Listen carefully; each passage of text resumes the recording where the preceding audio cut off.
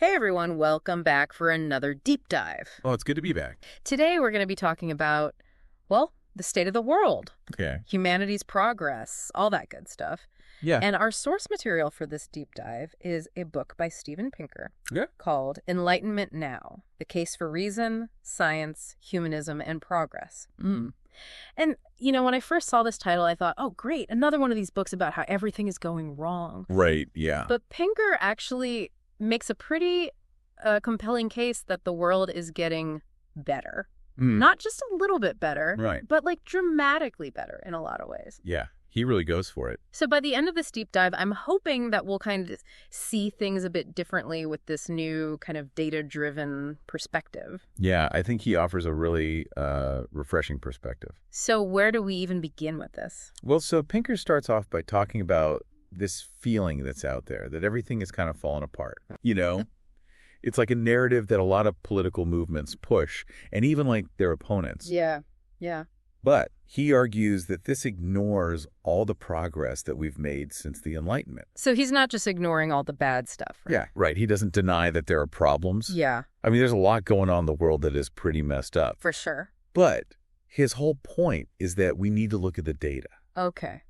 And that's one of the things that I think is so fascinating about this book. Yeah. He uses a ton of data to back up his claims, and he actually shows how things like health, wealth, and even happiness have improved over time. It's so easy to get caught up in like all the negative news that we see every day. It's almost like we're wired to focus on the bad stuff. Exactly. And Pinker points this out. Oh, really? He talks about how negative news gets way more attention than good news. Right. Yeah. And it's almost like our brains are looking for things to worry about. Yeah, like we're primed for it. So he's saying we need to kind of be more aware of how that negativity bias is affecting our view of the world. Absolutely.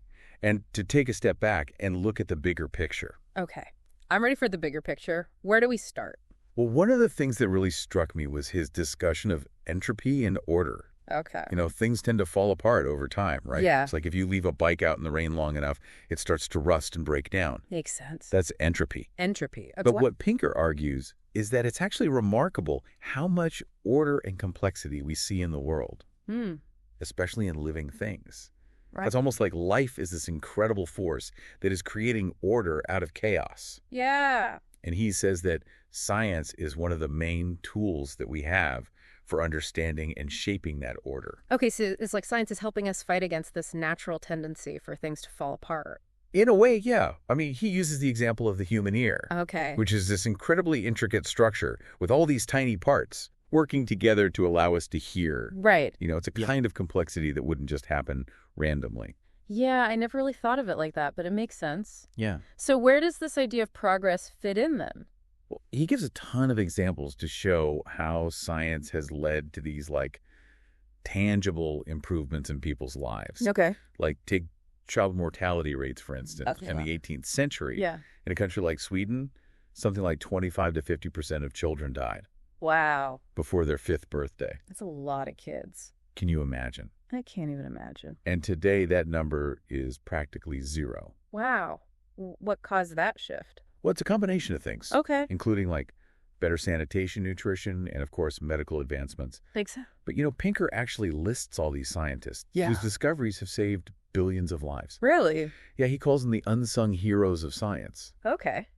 These are the people who figured out how to eradicate diseases like smallpox and rinderpest. Yeah. I remember learning about smallpox in school. It's crazy to think that something that was once so deadly is just gone. Right. It's really a testament to the power of science. Yeah. And it's not just about eradicating diseases either. Think about the Green Revolution. Okay. Refresh my memory on the Green Revolution. So the Green Revolution was this period in the mid-20th century where there were all these breakthroughs in agricultural science. Okay. They developed these new high-yield crop varieties and better farming techniques. Yeah. And the amazing thing is they actually started producing more food while using less land. Wait, more food from less land? Yeah. How is that even possible? That's the power of scientific innovation. Wow. He points out that if we were still using the same farming methods from 50 years ago, we would need an area the size of the U.S., Canada, and China combined to grow the amount of food we produce today. That's mind-blowing. I know. So are we winning the fight against hunger then? Well, his data shows that we're heading in the right direction. Okay. Undernourishment rates have dropped dramatically in the last few decades, even as the global population has grown. Right. But he does point out that there have been some major setbacks, like the famines of the 20th century. Yeah, those were devastating. What caused those? Natural disasters. Well, he argues that a lot of those famines were man-made disasters. Okay. He mentions that like 80% of the deaths from famines in the 20th century were caused by communist regimes. Oh, wow. Things like forced collectivization. Oh, yeah. Or other, poorly conceived policies. So even with all of the scientific advancements, bad policies can still really mess things up. Yeah, that's a key point. You need both the science and good governance to really make progress. This makes me think about the global economy and all the talk about income inequality. Why does that fit into Pinker's whole argument? Well, Pinker argues that we've actually seen a great escape from poverty. Okay. And a great convergence of global incomes. The great convergence, okay. Yeah, and he has these really striking graphs in the book. Okay. One of them shows how GDP per capita has increased dramatically across nations over time. Okay. And another one shows how global income inequality, measured by this thing called the Gini coefficient, has actually been shrinking. So he's saying that the gap between rich and poor countries is getting smaller. Yeah. I feel like we always hear the opposite. That's the misconception he's trying to debunk. Okay. He points to countries like South Korea, Taiwan, Singapore. Yeah. These were all desperately poor countries just a few decades ago. Right. And now they're some of the wealthiest in the world. It's true. That is pretty inspiring. It is. It sounds like progress is possible even in places that seem really stuck in poverty. And it's not just those few countries either. Okay. He has data showing that dozens of developing countries have been rapidly increasing their incomes in recent decades at rates comparable to like the historical growth rate of the U.S. That's incredible. But what about income inequality within countries? I know that's a big concern for a lot of people. Yeah, and Pinker acknowledges that income inequality is a valid concern. Okay. But he argues that we need to look at the bigger picture here. Okay. And he points out that developed countries have consistently increased social spending over time, even amidst all the anxieties about government overreach. So the safety net is actually getting stronger. That's what the data suggests. There's even a law called Wagner's Law that shows a correlation. Wagner's Law, okay. Between a country's wealth and its social spending. Okay. So as countries get richer, they tend to invest more in social programs. So it's not just the rich getting richer and the poor getting poorer. Exactly. It's more complicated than that. Okay. We have to look at the whole picture. Speaking of the whole picture, what about the environment? I feel like that's the one area where it's kind of hard to be optimistic these days. Well, get ready for another surprise. Because Pinker actually has some good news on that front, too. Really? That's hard to believe. I know, right? Yeah. But he shows, for example, that deforestation has actually peaked and is now starting to reverse in many parts of the world. Wow. He also points to the dramatic decrease in oil spills. Okay. Even though we're shipping more oil than ever before. So it seems like technology is actually helping us to reduce our impact on the environment in some ways. That is surprising. I feel like I've just gotten so used to hearing all this doom and gloom about the environment. Right. So is Pinker saying that everything is fine and we don't need to worry? Not exactly. He's not saying we should be complacent. Okay. He just wants us to be aware of the positive trends as well as the negative ones. Makes sense. Okay, so if the environment isn't as bad as we think, what about human rights? Surely things are getting worse in that area, right? Well, you might be surprised to hear that Pinker challenges that assumption, too. Okay, now I'm intrigued. Tell me more. He cites research that suggests that even though we're hearing more about human rights abuses, the actual prevalence of those abuses is declining globally. So is that because we're just more aware of them now? Or are they actually happening less often? It seems to be a bit of both. Okay. He uses some interesting examples like the decline in racism, sexism, homophobia. Wait, are you saying those things are actually decreasing? He says the data shows a clear downward trend in expressions of prejudice. He even cites things like Google searches and surveys as evidence. That's wild. Now, that doesn't mean that these problems have disappeared entirely. Right. But it suggests a positive shift in societal attitudes. Okay, I have to admit, I was expecting this deep dive to be a lot more depressing. Oh, I think we all go into these conversations with certain assumptions. Right. Based on the news we consume. Yeah. But Pinker's whole point is to challenge those assumptions. Okay. And look at the data. So if we're making progress in so many areas, what's driving that progress? Is it just random chance, or is there something more to it? Well, Pinker argues that a lot of this progress can be attributed to the values of the Enlightenment. Okay. Reason, science, and humanism. Okay. He believes that these are the driving forces behind human flourishing. But haven't there also been some pretty terrible things done in the name of science and reason? Yeah, Pinker doesn't shy away from that. Okay. He acknowledges that science has been used to justify some truly horrific acts. Right. But he argues that those were perversions of Enlightenment ideals, not their inevitable outcomes. So he's saying we need to use science and reason responsibly? Exactly. He's not saying these are perfect tools. Yeah. But he believes that they're the best we have for solving problems and creating a better world. Okay. I'm starting to see where he's coming from. Yeah. So where does humanism fit into all of this? Well, he defines humanism as a worldview that kind of puts human flourishing at the center.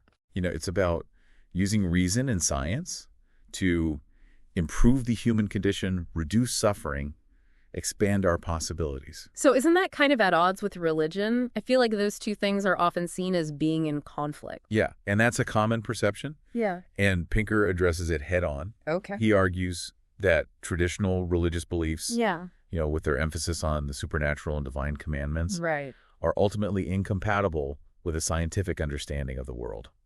So is he basically saying that religion is holding us back? He's not necessarily saying that. Okay. But he does challenge the idea that religion is the only source of morality. Right. He points out that a lot of the moral advances that we've made, things like the expansion of human rights, the reduction of violence, have been driven by secular humanism, not religious dogma. That is an interesting perspective. I never really thought about it like that. Yeah. So what's the takeaway here? Is Pinker just trying to convince us that everything is awesome and we should all just relax and enjoy the ride? No, he's definitely not saying that. Okay. In fact, he goes to great lengths to point out that progress is not guaranteed. Okay. It's something that we have to actively work towards. So what's next in this journey of human progress? What does he think we should be focusing on? Well, he lays out a whole roadmap for continued progress. Okay. And one of his big points is the importance of education. Okay. He says we need to cultivate critical thinking skills and a scientific understanding of the world in order to make informed decisions. It sounds like he's saying we need to empower people to think for themselves, not just blindly follow authority figures. Exactly. And he also stresses the importance of open dialogue and constructive debate. He says we need to be willing to engage with different perspectives, even those that we disagree with, and base our judgments on evidence and reason. That sounds pretty idealistic. I mean, look at the state of political discourse today. It feels like everything is so polarized and people are just talking past each other. I know what you mean. Yeah. But Pinker believes that finding common ground is essential for progress. And he reminds us that despite our differences, we all share a common desire for a better future. Yeah. And that future depends on our willingness to cooperate and to find solutions based on shared values. Okay, that's a good point. We can't just give up on dialogue even when it's hard. Right. But what about all the challenges that we face? Pinker talks a lot about progress. Yeah. But what about things like climate change, nuclear war, the potential dangers of AI? How does he think we can address those threats? Well, he's not naive about the risks. He acknowledges that these are serious threats to human well-being. Yeah. And he doesn't offer any easy solutions. Okay. But he does argue that we need to approach these challenges with a combination of realism and optimism. Okay, so what does that look like in practice? Well, for one thing, he emphasizes the importance of scientific research and technological innovation. He believes that many of the solutions to our problems will come from science and technology, but that we have to approach them responsibly and ethically. Makes sense, but I also worry about technology creating new problems even as it solves old ones. Right. Think about social media. It's connected people in amazing ways. Yeah. But it's also created all these new problems with misinformation and polarization. That's a great point, and it's something that Pinker acknowledges. Okay. He's not a technological utopian. Right. He understands that technology is a double-edged sword. Yeah. And we need to be very careful about how we develop and use it. So it's not just about blindly embracing new technologies, but about thinking critically about their potential benefits and risks. Exactly. He argues for a kind of cautious optimism where we embrace the potential of technology while being mindful of the pitfalls and actively working to mitigate them. Okay, that makes a lot of sense. Yeah. I have to admit, I'm finding Pinker's perspective really refreshing. It's nice to hear a message of hope that doesn't feel naive or overly optimistic. I think what makes his argument so compelling is that it's grounded in data and evidence. Right. He's not just offering these feel-good platitudes. Yeah. He's actually showing us how the world has gotten better in concrete ways. That's true. He's definitely backed up his claims with a lot of research. Yeah. But I'm also curious about his critics. I imagine not everyone agrees with this kind of optimistic assessment. Of course not. And Pinker acknowledges that. What's You that? know, there are legitimate criticisms of his work. Okay. Some people argue that he's too focused on material progress Right. and that he doesn't adequately address issues of social justice and inequality. Yeah, that's a fair point. It's not enough to just look at things like GDP and life expectancy. Right. We also need to consider how those gains are distributed and whether everyone is benefiting equally. Absolutely. And Pinker doesn't deny that. There are still these huge disparities in wealth and opportunity around the world. Right. But he argues that we need to address those disparities Yeah. while also acknowledging the progress that has been made. Okay. He believes that focusing only on the negative can be paralyzing, Yeah. and that recognizing the positive can actually be empowering. So it's about striking a balance between acknowledging the problems and celebrating the achievements. Exactly. It's about having a clear-eyed view of both the good and the bad, Right. and using that knowledge to guide our actions going forward. Okay. I think I'm starting to get a better grasp of Pinker's argument. Yeah. It sounds like he's basically saying that the world is a lot better than we think. But that doesn't mean we can just sit back and relax. Right. We still have a lot of work to do. Absolutely. So it's not about being complacent, Right. but it's about recognizing that we have the power to shape the future. That's a great way to put it. Yeah. It's a call to action. Yeah. You know, it's a reminder that the Enlightenment Project is not finished. The Enlightenment Project. Yeah. It's an ongoing process. Yeah. And it requires our continued effort and vigilance. So what you're saying is it's like Enlightenment 2.0. Exactly. Okay. I like that. I'm in for Enlightenment 2.0. Me too. But before we move on to the next part, Yeah. I'm really curious about these super forecasters that Pinker talks about. Oh, yeah. They sound fascinating. They sound amazing. Like they can actually predict the future. Yeah, let's dive into that next. Okay, let's do it. So these super forecasters Pinker talks about, Yeah. they're not like, fortune tellers or psychics or anything. Right. They don't have some secret knowledge or mystical powers. Okay. It's really about their way of thinking. So how do they do it? Well, one of the things Pinker highlights is their intellectual humility. They don't pretend to know everything, Okay. and they're open to being wrong. Makes sense. They're always looking for new information and different perspectives. So they're not afraid to change their minds when they're presented with new evidence. Exactly, and that kind of ties into another key trait, Okay. which is open-mindedness. Okay. They don't get stuck in their own echo chambers. Yeah. They actively seek out dissenting opinions, Mm. and they try to understand why other people might see things differently. That sounds like a pretty rare quality these days. It is, unfortunately. Yeah. But it's essential for accurate forecasting. Right. You can't make good predictions if you're only looking at the world through one lens. Exactly. So they're humble, they're open-minded. What else makes these super forecasters different? Well, they're also really good with numbers. Okay. Pinker calls it numeracy. Numeracy. Yeah. Okay. They understand probabilities, statistics, Yeah. how to interpret data. Okay. And that helps them avoid common pitfalls, Like what? like seeing patterns where none exist, Okay. or overestimating the likelihood of, really rare events. So it's not just about being smart. Right. It's about having the right mental tools and knowing how to use them. Exactly. And they're also very aware of their own biases. We all have these mental shortcuts that can Yeah. distort our thinking. Right. So they actively try to compensate for those biases Okay. and make more objective judgments.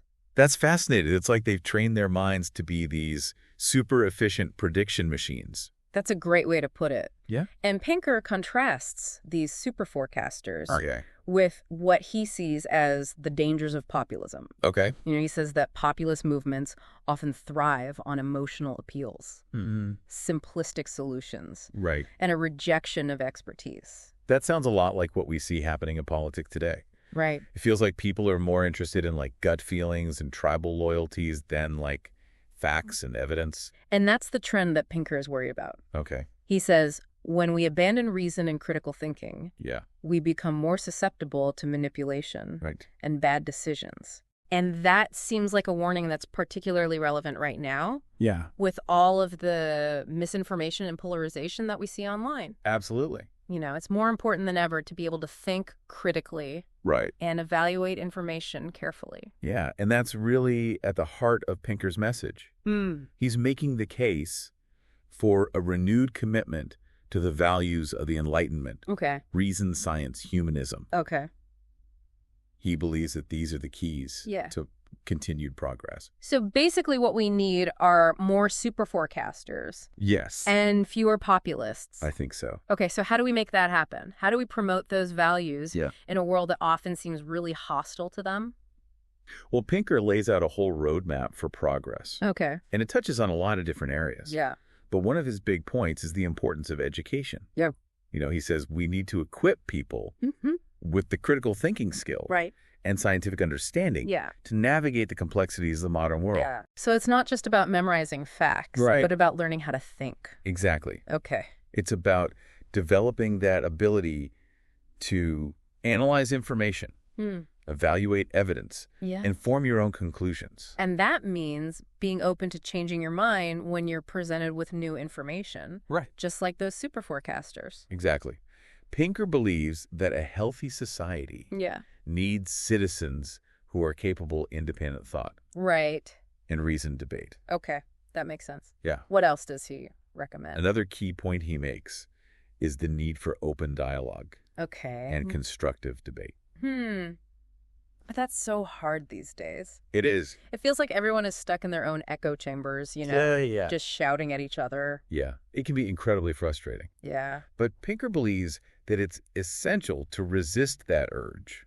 Okay. To retreat into our own tribes. Yeah. You know, we have to seek out opportunities for genuine dialogue. I like that. And he reminds us that despite our differences, we all share a common desire for a better future. And that future depends on our willingness to cooperate and to find solutions based on shared values. Okay, that's a good point. We can't just give up on dialogue even when it's hard. Right. But what about all the challenges that we face? You know, Pinker talks a lot about progress. Right. But what about things like climate change, nuclear war, and the potential dangers of artificial intelligence?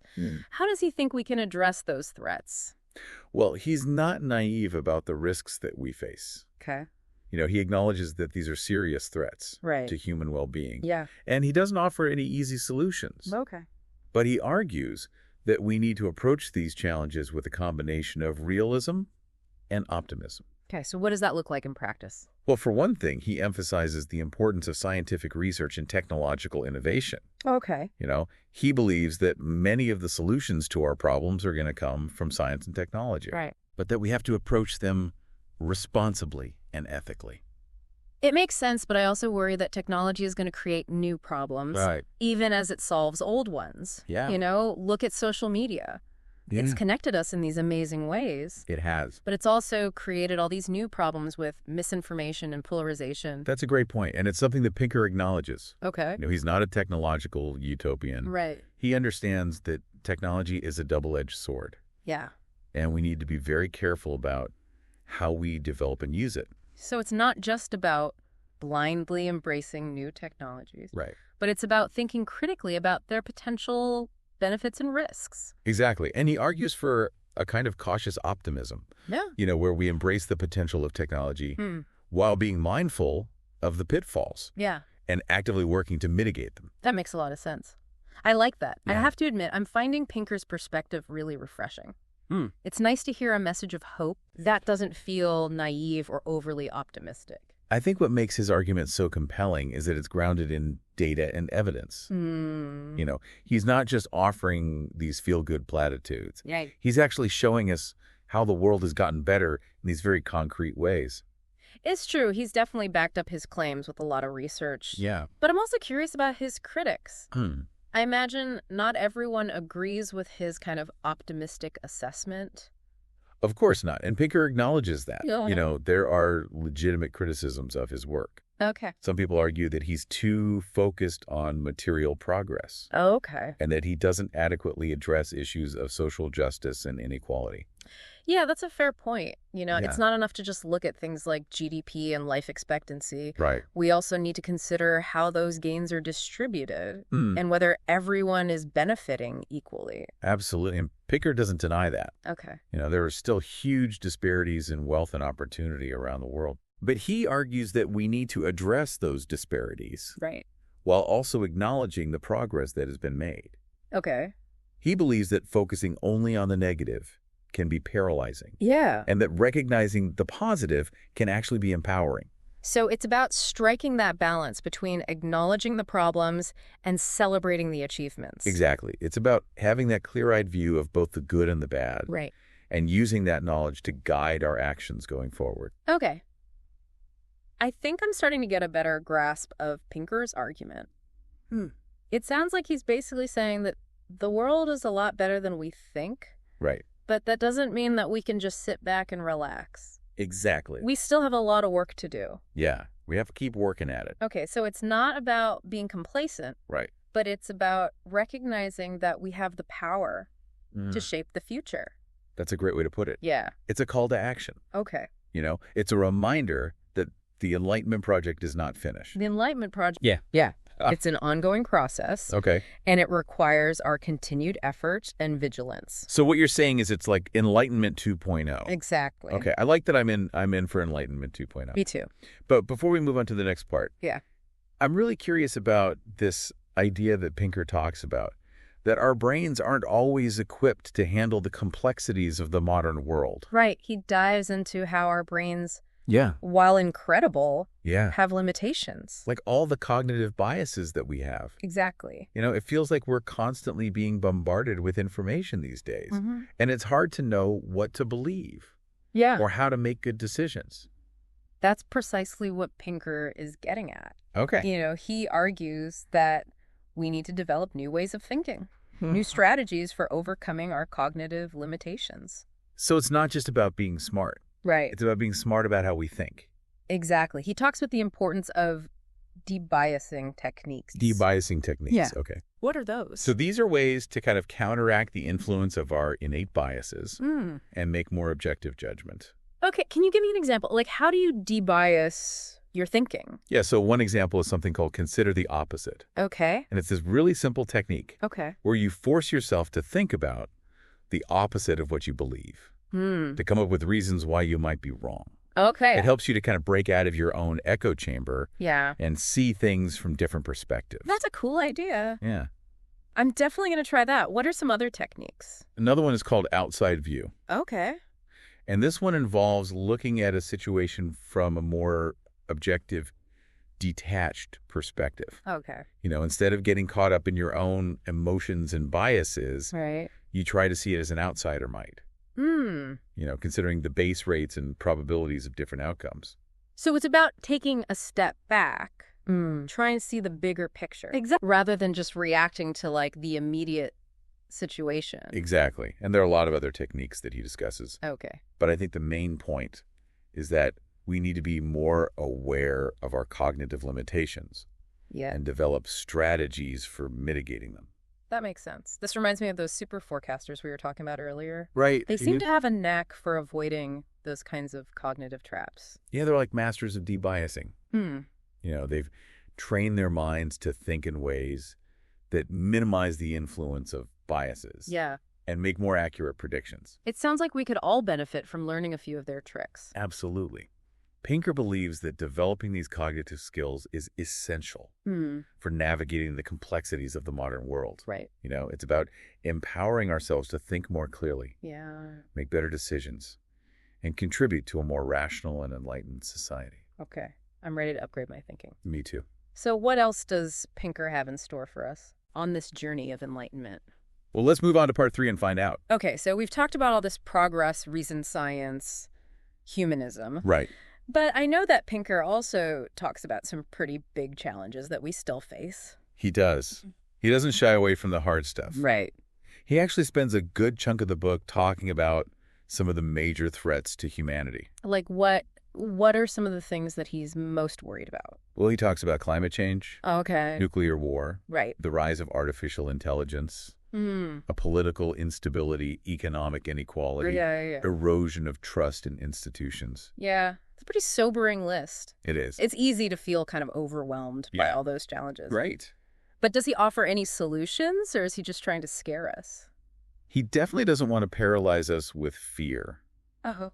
In fact, he argues that fear is one of the biggest obstacles to progress. How so? Well, when we're afraid, we tend to make bad decisions. Hmm. We become more impulsive, less rational, Yeah. more likely to lash out at others. Okay. And we also become more susceptible to manipulation by people who want to exploit our fears. So he's saying we need to face these challenges with a clear head. Right. And a sense of hope. Exactly. He believed that a combination of realism and optimism is essential for tackling these really complex problems. Oh, okay, that makes sense. But how do we translate that into action? Yeah. What concrete steps can we take to address these challenges? Well, he offers a whole range of recommendations. Okay. And they touch on a lot of different areas. Yeah. But I think one of his most important points is the need for global cooperation. That sounds pretty challenging given how divided the world seems right now. It definitely is. Yeah. But Pinker argues that it's essential if we're going to solve these problems that transcend national borders. Things like climate change, nuclear proliferation. Okay. He believes that we need to find ways to work together, even with those we disagree with, to address these common threats. So it's about putting aside our differences and focusing on what unites us as human beings. Exactly. He reminds us that we're all part of the same human family, and that we share a common interest in creating a world where everyone can thrive. I like that. That's a beautiful idea. It is. But I'm also wondering about the role of technology in all of this. Yeah. Can technology help us solve these problems, or is it just going to make things worse? That's a really important question, and one that Pinker spends a lot of time discussing. Okay. He's a big believer in the power of technology. Okay. But he's also very cautious about its potential downsides. So he's not like a technological utopian. No. He doesn't think technology is going to magically solve all our problems. Right. He's much more nuanced than that. Okay. He recognizes that technology is a double-edged sword. Right. It can be used for good or for evil. Yeah. And it's up to us to make sure that it's used wisely. That makes sense. But how do we ensure that technology is used for good? Well, he emphasizes the importance of ethical considerations. In the development and deployment of new technologies, we need to be really careful about the unintended consequences of our innovations. Right. And make sure that they align with our values. So it's about thinking ahead and anticipating the potential risks as well as the benefits. Exactly. It's about taking that long-term perspective and asking ourselves, not just, can we do this? Yeah. But should we do this? Okay, I like that. It's about being responsible stewards of technology. Right. Not just blind enthusiasts. Yeah. But it feels like with all these technological advancements happening so rapidly, it's hard to keep up, let alone anticipate all the potential consequences. That's true. It's a constant challenge. But Pinker believes that one of the most important things we can do is to cultivate critical thinking skills and a scientific understanding of the world. So it's about educating ourselves about these new technologies and how they work. Yes, and it's also about developing the ability to think critically about the claims that are being made about them. We need to be able to separate the hype from reality. Yeah. And make informed decisions about which technologies to embrace and which to be cautious about. That sounds like a tall order, especially in a world where we're constantly being bombarded with information. It is. But Pinker believes that it's essential if we're going to navigate the complexities of the 21st century. He argues that the ability to think critically and understand the basics of science and technology is as important today as the ability to read and write was in the past. Wow, that's a powerful statement. It is. So it's about equipping ourselves with the mental tools we need to thrive in this rapidly changing world. Exactly. It's about empowering ourselves to be informed citizens and to participate in shaping the future. This has been such a fascinating conversation. It has. Pinker's book is definitely a challenging read, but it's also incredibly thought-provoking. It is. I feel like I have a whole new perspective on the world now. I agree. It's a book that really makes you think. And I think one of the most important takeaways is that progress isn't something that just happens automatically. It's something we have to actively work towards. So it's not about being complacent Right. or taking our progress for granted. Exactly. It's about recognizing that progress is fragile. Right. And it requires constant effort and vigilance. It's almost like he's giving us a pep talk. Yeah. Reminding us that we have the power to create a better future. But we have to be intentional about it. I think that's a great way to put it. He's calling for a kind of Enlightenment 2.0. Enlightenment 2.0. A renewed commitment to the values that have driven human progress. Reason science. Humanism. I like that. He believes that if we embrace those values and apply them wisely, we can overcome the challenges ahead and continue to make the world a better place. Well, I'm convinced. Sign me up for Enlightenment 2.0. Me too. And I think Pinker would be thrilled to hear that. Oh. He ends the book with his call to action. A challenge to each of us to ask ourselves, what will you do to enlighten the world? That's a powerful question. It is. And it's one that I think we all need to grapple with. Absolutely. Okay. Because ultimately, the future is up to us. We have the power to create a world that is more prosperous and more fulfilling for everyone. But it's going to take effort. It's going to take courage. And it's going to take a commitment to the values that have brought us this far. Well said. And on that note, I think we'll wrap up this deep dive. Okay. I hope you've enjoyed this exploration of Enlightenment Now, and that it's giving you some food for thought. Thanks for joining us. And we'll see you next time for another deep dive.